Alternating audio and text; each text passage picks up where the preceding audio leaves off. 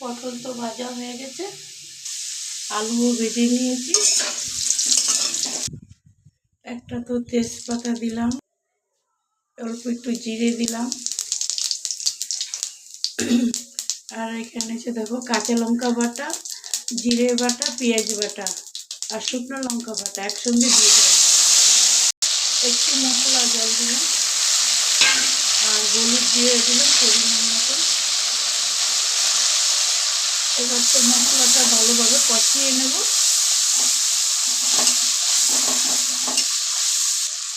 লবণ দিয়ে দিলাম পরিমাণ মতন।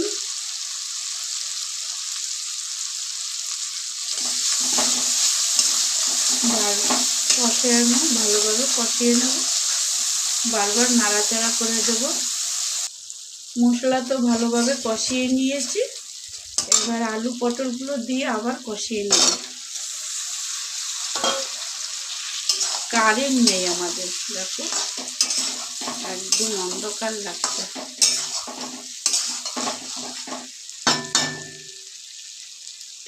একটু ঢেকে ঢেকে দেবো।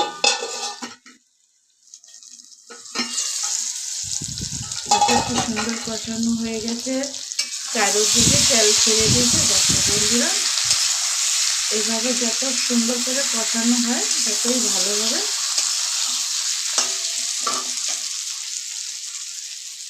জল দিয়ে দিলাম।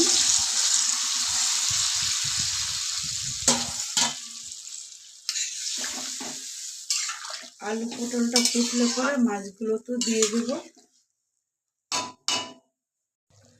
আলু পটলের গ্রেভিটা তো ফুটে গেছে, এবার মাছগুলো দিয়ে দিচ্ছি।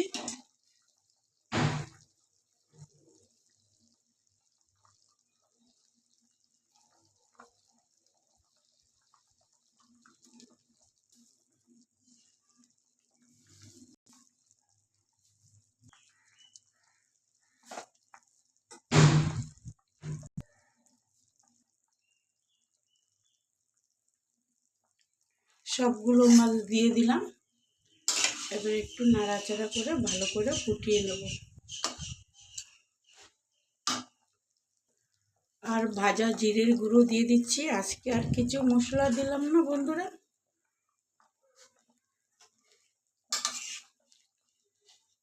আলু পটল রুই মাছের ঝোল কেমন হচ্ছে বন্ধুরা, কমেন্ট করে বলো। ভালো লাগলে একটা লাইক শেয়ার করো।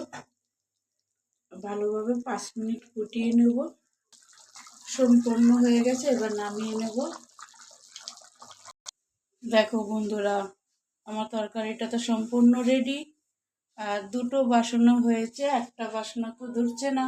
আর আমরা আজকে অনেক লোক আছি। দেখো বন্ধুরা, কেমন হয়েছে তোমাদের তো বললাম। রাখলাম, টাটা।